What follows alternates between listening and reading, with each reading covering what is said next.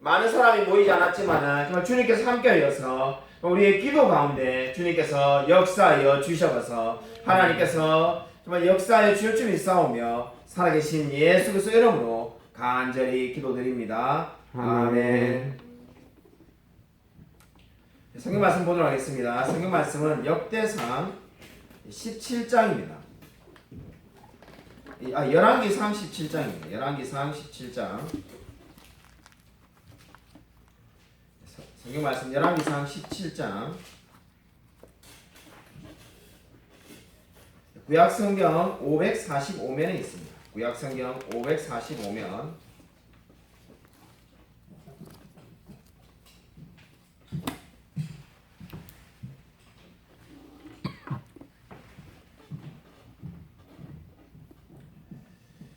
구약성경 545면 열왕기상 17장 1절부터 7절까지 우리 같이 한 목소리로 한번 제가 읽어드리겠습니다. 열왕기상 17장 1절부터 7절까지를 제가 읽어드리겠습니다.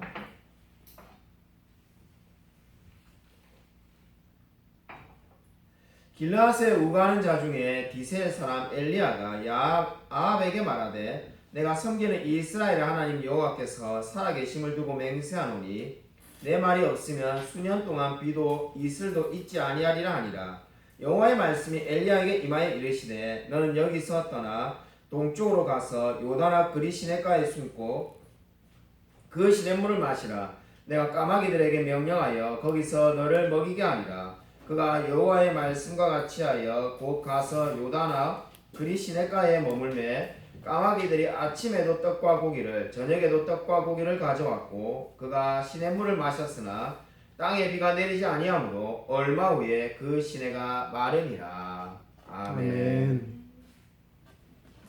오늘 성경 말씀을 보시면은 우리가 이번 읽지 않은 부분에 그 앞부분에 열왕기상 16절을 보시면은 똑같은 말이 세 번에 걸쳐서 반복적으로 나오고 있습니다.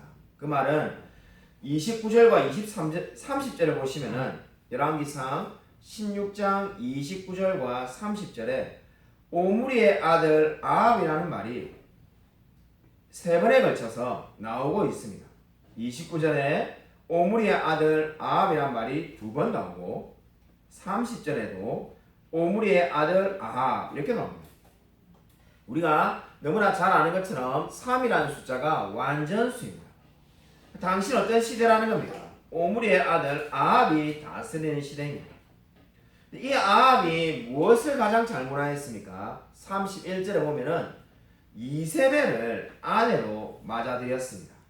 시돈 사람의 왕 옙발의 딸 이세벨을 아내로 맞아들인 겁니다. 한마디로 하나님을 믿지 않는 사람을 아내로 받아들이는 그런 지금 악한 시대가 어떻다는 겁니까? 오늘 지금 이 열왕기상 17장의 배경이 되겠습니다.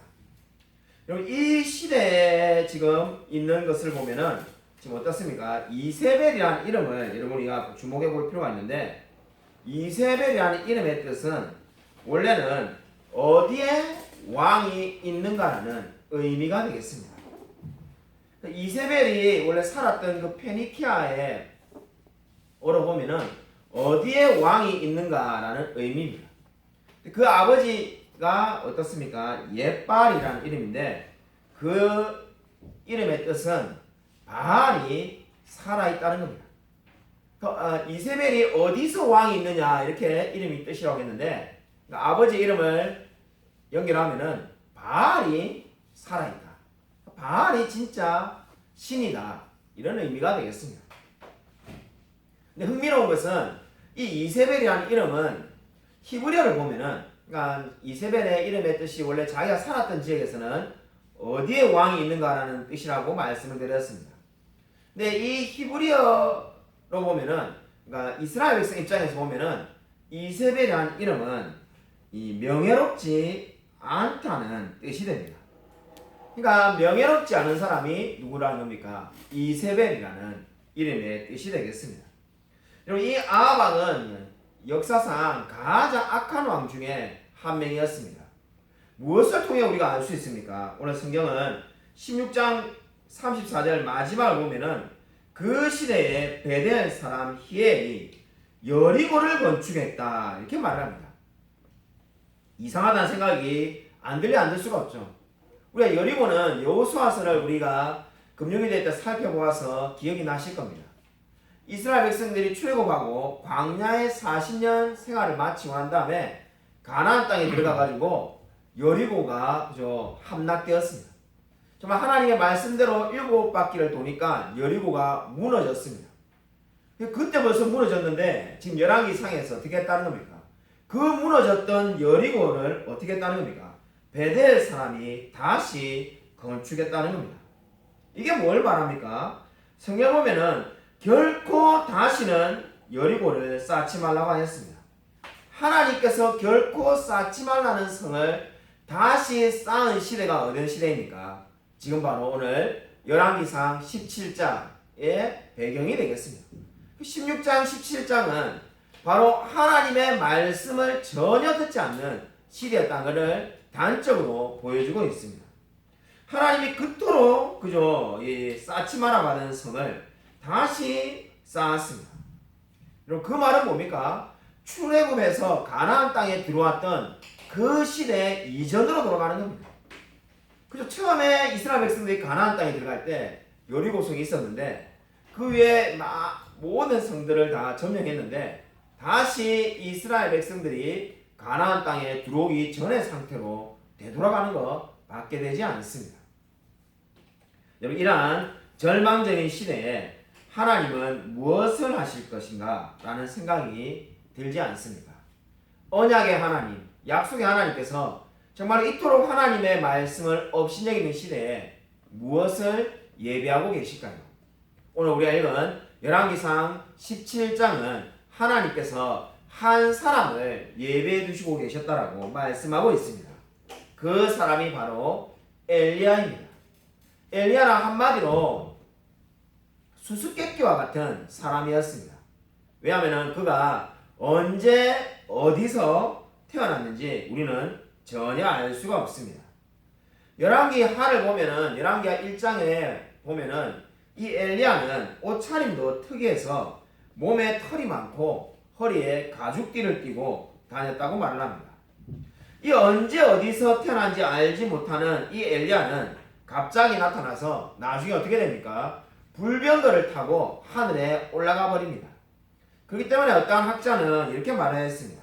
엘리야는 혜성처럼 나타나서 바람처럼 사라진 사람이라고 말을 하기도 하였습니다. 오늘 17장 1절에 보시면은 이 엘리야가 아합에게 한 말이 나오고 있습니다.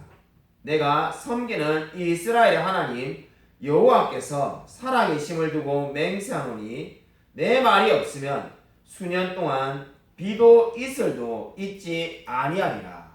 이렇게 말하고 있습니다. 한마디로 몇 년 동안 비가 내리지 않을 것을 지금 말씀을 하고 있습니다. 근데 그냥 비가 안 온다 이렇게 말을 하면 될 것 같은데 비도 이슬도라는 말에 여러분 주목해 보시기 바랍니다. 그냥 비가 없을 거다 이렇게 말해도 충분할 것 같은데 이슬도 있지 않을 거라는 말을 하는 이유가 어디 있습니까? 이 당시에는 이스라엘 평원에서 이 이야기가 지금 이루어지고 있습니다. 이스라엘 평원은 봄부터 가을까지 많은 이슬이 아침에 내리는 그러한 곳이었습니다. 그래서 마치 아침이 되면은 이슬이 많이 내려서 밤새 마치 비가 내린 것처럼 느껴지는 곳이 이스라엘 평원이었습니다. 그 비가 안 와도 이슬만 계속 내려도 얼마든지 농사를 지을 수 있는 곳이 바로 지금 이곳이었습니다. 그렇기 때문에 지금 비만 내리지 않는다라고 말해서는 우리는 이슬만 내려도 충분히 먹고 살 수 있다라고 이스라엘 백성들이 생각했을 겁니다. 그래서 하나님은 지금 어떻게 강조하고 있습니까? 비도 이슬조차도 내리지 않을 거라는 겁니다. 비도 없고 이슬도 없는데 어떻게 살 수가 있겠습니까? 하나님을 의지하지 않고는 살 수가 없는 시대가 찾아온다라고 성경은 말씀하고 있습니다. 여러분, 이러한 상황 가운데 지금 하나님은 엘리야를 불렀습니다. 여리고를 다시 짓고 그리고 이제 앞으로 하나님께서 그 하나님의 말씀을 따르지 않는 백성들에게 비와 이슬은 수년간 내리지 않겠다고 선언하는 그 시대에 하나님은 엘리야를 불렀습니다. 저와 여러분이 엘리야라고 한번 상상을 해보십시오. 이렇게 하나님의 말씀을 업신여김을 당할 때 하나님이 특별히 만약에 저와 여러분을 불렀다면 어떤 생각이 들겠습니까? 하나님께서 정말로 위대한 일을 내게 맡기겠구나. 아마 큰 기대를 가지고 정말로 하나님의 이제 사역을 기대하며 나아갈 겁니다. 그런데 하나님께서 엘리야에게 시킨 게 뭡니까?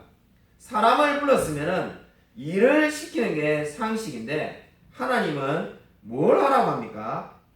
가서 까마귀가 주는 먹이를 먹고 살라는 겁니다. 4절을 보시면은 내가 까마귀들에게 명령하여 거기서 너를 먹이게 하리라.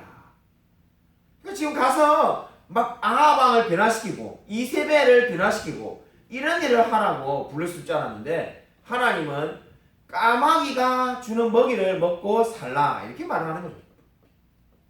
광야에 가서는 까마귀가 주는 먹이를 먹고 살라는 겁니다. 그리고 까마귀를 먹이라는 건 아닙니다. 까마귀가 주는 먹이를 먹고 살라는 겁니다.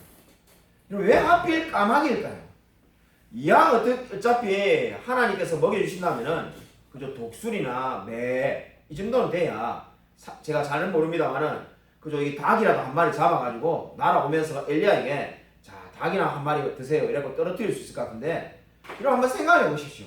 그 조그마한 까마귀가 어느 세월에 이 엘리야가 배부를 수 있을 만큼 양식을 가져다 줄 수 있겠습니까? 여기서 중요한 것은 이 매추엘이라는 주석가가 지적하는 건데 두 가지 면에서 이 말씀을 엘리야가 믿기가 너무나 어려웠을 거라는 겁니다. 첫 번째는 까마귀는 어떻습니까? 레위기 11장 15절을 보면은 부정한 짐승이라고 나왔습니다. 그러니까 이 부정한 짐승이기 때문에 이 까마귀가 주는 먹이를 먹어서는 안 됩니다. 부정한 짐승은 말 그대로 어떻습니까? 하나님이 부정하다고 했기 때문에 멀리 해야 되는데 그 까마귀가 주는 먹이를 먹고 살려고 하는 마음이 생길 수가 없습니다. 두 번째로 매추엘리가 지적하는 것처럼 이 까마귀가 먹이를 준다는 것은 여러분 완전히 인간의 상식을 뛰어넘는 이야기였습니다. 왜냐하면 까마귀는 생물학적으로 먹이를 가져다 줄 가능성이 전혀 없습니다. 왜냐하면 까마귀는 자기 새끼도 잘 돌보지 않는 짐승이라고 합니다. 그러면 어떻게 되겠습니까? 까마귀가 자기 새끼도 안 돌보는 그 까마귀가 음식을 물어가지고 매일 엘리야에게 갖다 줄 가능성은 제로입니다. 설령 갖다 준다 하더라도 레위기 11장에서 부정한 짐승이라고 되어 있는 이 까마귀가 주는 먹이를 엘리야가 먹고 싶겠습니까? 먹고 싶을 턱이 없습니다. 이러한 것을 보면은 지금 오늘 이 하나님의 말씀은 무엇을 의미하는 겁니까? 한마디로 엘리야가 그 광야에서 살 수 없을 거라는 생각이 들지 않습니다. 광야에 가면은 엘리야가 죽을 것 같다는 생각이 들지 않습니다. 그런데도 하나님의 말씀을 믿고 반드시 살 줄로 믿고 나아가라는 말씀이 되겠습니다. 여러분 이 말씀이 무엇을 의미하겠습니까? 아합 시대에 영적으로 어두운 이스라엘 백성의 상황이 이와 마찬가지라는 겁니다. 도무지 지금 하나님의 말씀대로는 살 수 없을 것 같은 생각이 듭니다. 아합 왕과 이스벨을 보면은 하나님의 말씀에는 관심이 없고 여리고를 다시 건축하고 많은 우상들을 가지고 오고 있습니다. 이러한 시대에 엘리야에게 하나님이 이러한 명령을 내린 것은 하나님의 말씀만을 듣고 살 수 있다는 것을 보여주기 위해서입니다. 여러분 진정으로 오늘 이 말씀은 저와 여러분에게 어떠한 영적인 도전을 주고 있습니까? 하나님께서 사람을 불렀으면 처음에 뭘 시켜야 될 것 같습니까? 뭔가 일을 시켜야 될 것 같은데 하나님께서 엘리야에게 원하신 것이 무엇입니까? 가만히 있으라는 거죠. 사실상 아무것도 하지 말라는 겁니다. 내가 까마귀를 통해서 너를 먹여 살릴 테니까 그것을 믿고 너는 가만히 있으라는 겁니다. 마치 시편 46편 10절에 너희는 가만히 있어 내 하나님 됨을 알지라는 그 말씀과 마찬가지입니다. 여러분 여기 오늘 중요한 영적인 원리가 있음을 알게 됩니다. 우리는 하나님을 만나면은 뭔가 큰 일을 처음부터 하려고 합니다.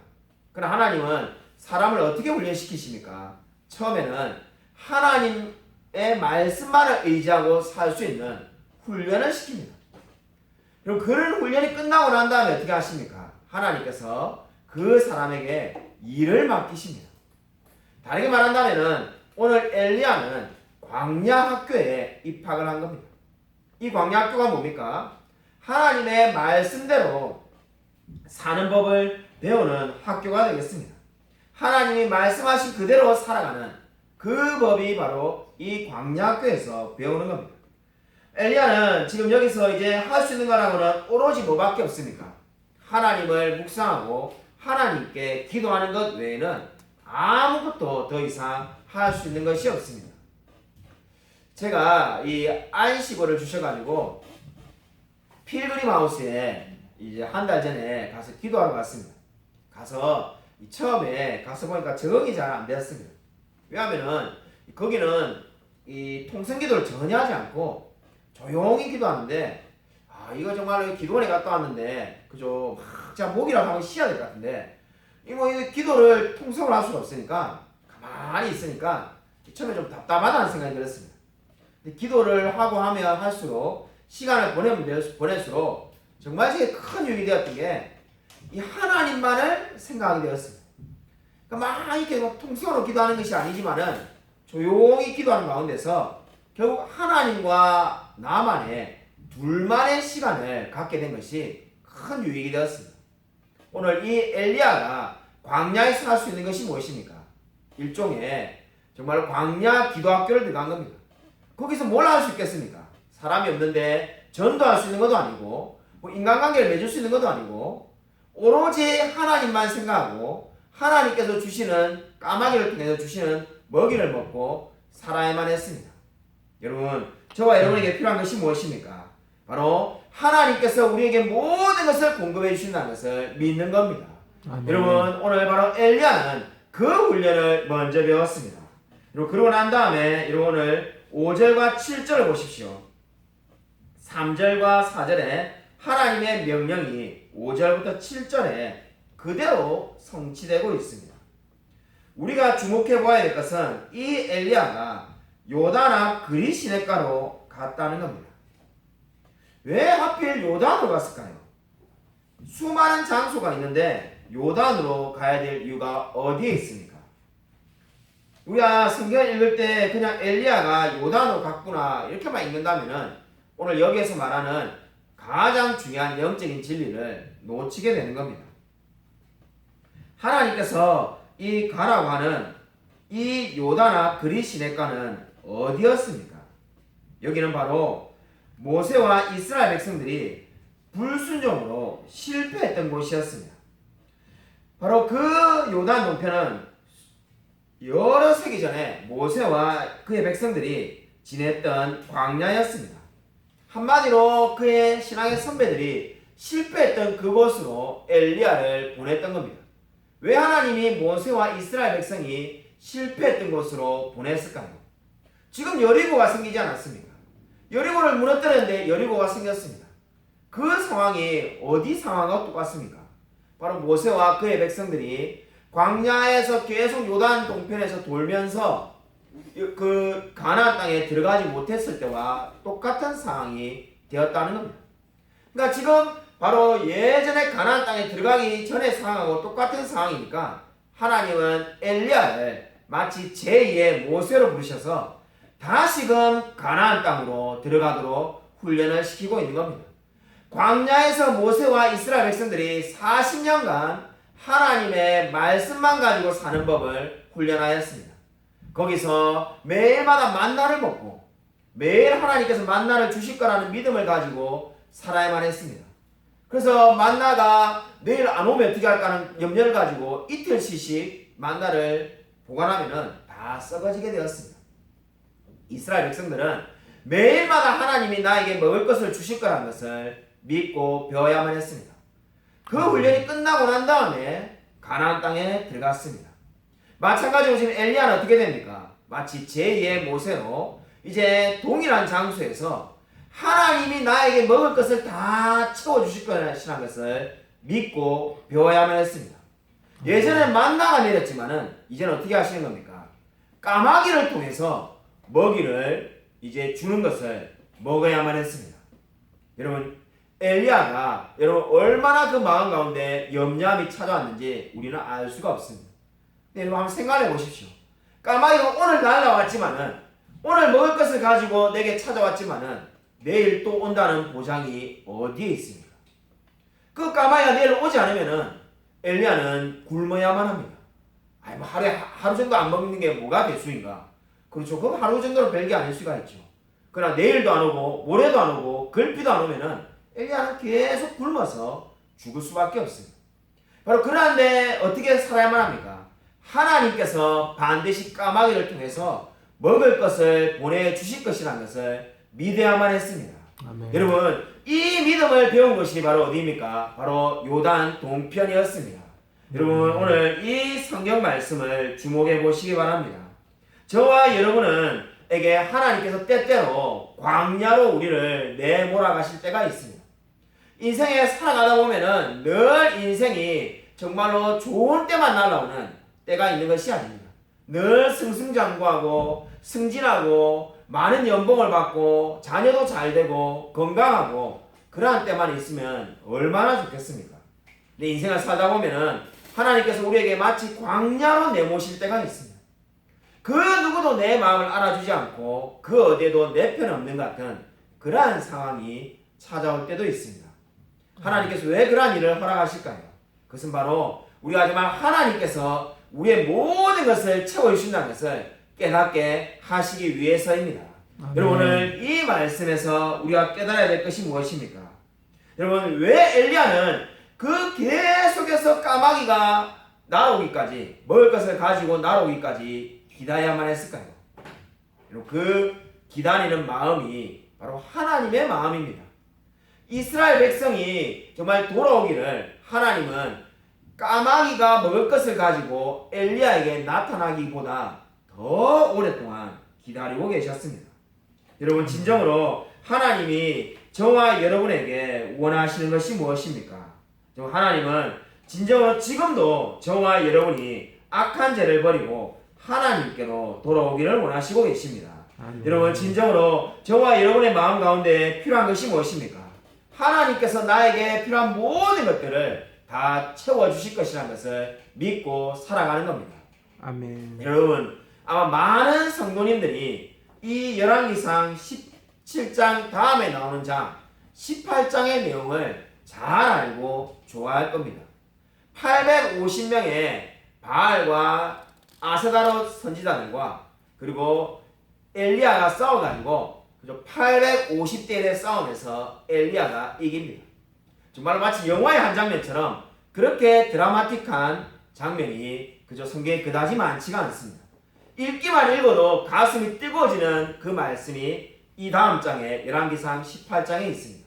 그런데 그 모든 이야기는, 그 모든 열왕기상 18장은 어떻게 해서 일어날 수가 있었습니까?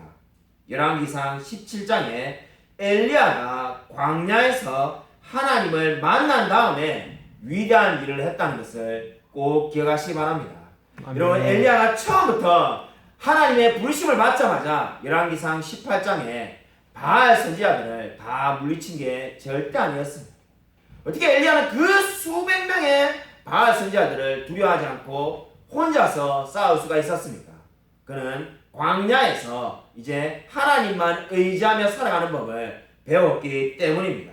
아멘. 여러분, 진정으로 혹시 지금 저와 여러분이 광야에서 살고 있다면 은혜로만 사는 법을 터득하게 되시기를 바랍니다. 여러분, 우리는 하나님의 백성으로 반드시 하나님의 은혜로 사는 법을 깨달아야만 합니다. 그럴 때 하나님께서 저와 여러분에게 모든 필요한 것들을 채워주시며 반드시 우리의 기도에 응답하실 줄로 믿습니다. 아멘. 아무쪼록 이 놀라운 엘리야의 하나님이 우리 하나님을 믿고 하나님께 모든 것을 맡기며 살아가는 저와 우리 모든 성도님이 되시기를 주님의 이름으로 간절히 축원드립니다. 아멘. 아멘. 이 시간 우리 말씀을 생각하면서 한번 간절히 통성을 기도하겠습니다. 하나님, 우리 마음 가운데 엘리야의 하나님이 나의 하나님, 우리 하나님이라는 것을 믿고 살아갈 수 있게 해달라고 이 시간 기도하기 원합니다. 엘리야가 사역에 부르심을 받고 첫 번째로 한 것이 광야에서 하나님만 의지하고 살아가는 법을 배웠습니다. 정말 우리의 인생에도 하나님만 믿고 의지하며 살아가는 법을 배워서 나아갈 수 있게 해달라고, 하나님께서 우리의 기도에 응답하실 줄 믿고 우리가 간절히 기도하며 살아갈 수 있게 해달라고 이 시간 주여 한번 크게 외치고 간절히 통성기도 하겠습니다.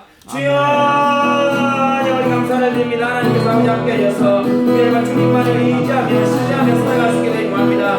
날마다 하나님 바라보며 나아갈 수 있도록 아버지 도와주셔서 정말 광야에서 우리가 정말 진정으로 하나님의 은혜로만 사는 법을 배우며 나아갈 수 있게 되기를 소원합니다. 하나님 함께하여 주실 줄 믿습니다. 아버지 동행하여 주셔서 하나님 역사하여 주실 줄 믿습니다. 아버지 도와주셔서 온전히 정말 하나님 바라보며 살아갈 수 있도록 아버지 도와주셔서 하나님 함께하여 주실 줄 믿습니다. 주님 바라볼 수 있도록 아버지 도와주셔서 하나님 역사하여 주실 줄 믿습니다. 주께서 아버지 동행하여 주셔서 하나님 붙들어 줄 믿습니다. 주님 바라볼 수 있도록 아버지 도와주셔서 하나님 축복하여 주시고 매 순간순간마다 하나님 동행하여 주셔서 진정한 주께로 아버지 나아갈 수 있게 되기 원합니다. 하나님 바라볼 수 있도록 아버지 도와주셔서 하나님 아버지 감사를 드립니다. 정말 진정으로 하나님 의지하며 신뢰하며 나아갈 수 있도록 아버지와 도와주셔서 하나님 함께하여 줄 줄은 믿습니다. 우리 인생에 광야같이 어려운 순간을 걸을 때라도 그 광야의 삶 가운데서 정말 하나님께서 모든 것을 채워주신 것을 깨달아 알 수 있도록 역사하여 주셔서 오늘 엘리야가 정말 광야에서 까마귀를 통해서 하나님께서 먹을 것을 채워주신다는 것을 믿고 나아갔습니다. 정말 우리의 삶에도 우리가 정말로 너무나 힘이 들고 우리의 능력으로 살 수 없다는 생각이 들 때에도 하나님께서 까마귀를 통해서 반드시 채워줄 줄 믿고 하나님께 모든 것을 맡기며 살아갈 수 있도록 은혜 부어 주셔서 주께서 진정으로 우리에게 함께하여 줄 줄 믿사오며 살아계신 예수 그리스도의 이름으로 간절히 기도드립니다. 아멘. 우리 이 시간에